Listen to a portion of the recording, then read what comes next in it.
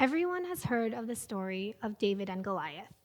If not, in a nutshell, it's about a small guy named David who takes on this giant warrior Goliath with a sling and stone. Goliath underestimated David because of his size and didn't see him as a potential threat. Now, let me tell you something similar to David versus Goliath. What you see on the screen is a tick that could completely change our lives. It's called the Lone Star tick, and it's commonly found in the southeastern part of the United States. As tiny as this tick may be, it could bring down a full 250-pound human being. And yes, unfortunately, people have died because of the consequences of this tick bite. So imagine you're going on a hike with your friends and you get bit by this Lone Star tick. You brush it off, resume life as normal, until one day you start getting hives and rashes. Sometimes you're having stomach problems, and other days it's just hard for you to breathe, and you don't understand why. After months and months of going to the doctor and the emergency room, you finally discover you have something called alpha-gal syndrome, a serious and potentially life-threatening allergy to mammalian-derived ingredients that can be triggered by this tick bite. And I said months, but in reality, it could take up to years for this to be properly diagnosed. And the CDC says there's 500,000 people in this country with this red meat allergy. Think about that. 500,000 people. That's like if the whole state of Wyoming got alpha-gal. And unfortunately, there's no treatment for it. The best way to manage is to avoid red meat.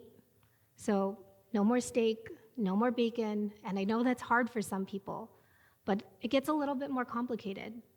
Not only do you have to change your entire diet, some alpha-gal patients can react to fumes in the air and the smallest amount of animal-derived ingredients in their medications. So goodbye backyard barbecues, and hello to constantly checking every single ingredient in every single product that you buy, including your medications. Who would have thought there'd be animal-derived ingredients in medications? Well, it's true. 3 out of 4 medications contain animal-derived ingredients, and here are just a few examples. You have gelatin that could come from pigs, uses capsules, lactose from cows, uses fillers and tablets, and shellac that comes from the female lac bug, and it's used as a finishing glaze. 76% of alpha-gal patients have reacted to mammalian-derived ingredients in their health products, and 92% of them had to change their medication because of their allergy. And it's not just those with alpha-gal syndrome these ingredients impact. 6% of Americans identify as either vegan or vegetarian. Additionally, there are some religions that practice certain dietary restrictions. For these individuals, consuming animal products is a direct violation to their cultural beliefs. For both vegans and those with religious preferences, they often thought they had to compromise when it came to medications. However, solutions are possible.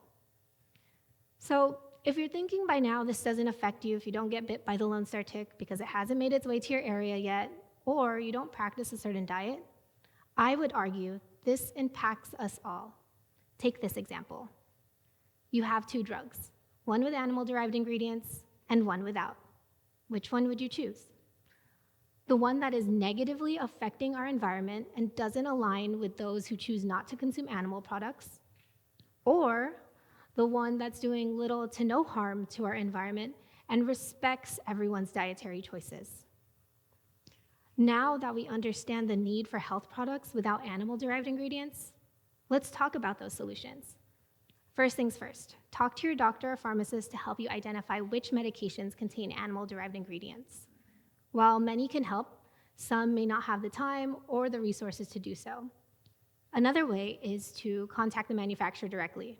Again, they may help, but based on some research, 40% of the time they'll provide an inaccurate response when it comes to these animal ingredients in their products. Plus, it could be very time-consuming.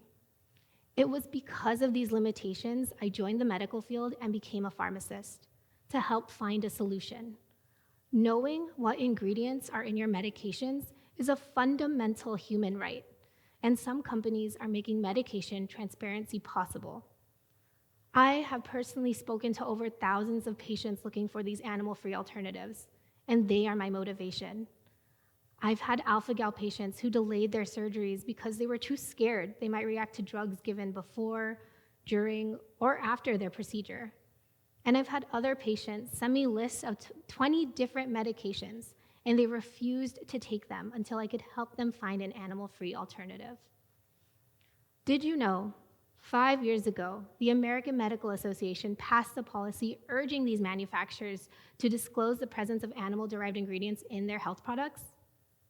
Yet, nothing has changed. And most importantly, you deserve to know what you're putting in your body. It's time to awaken the David in you to help solve this Goliath of a problem. Thank you.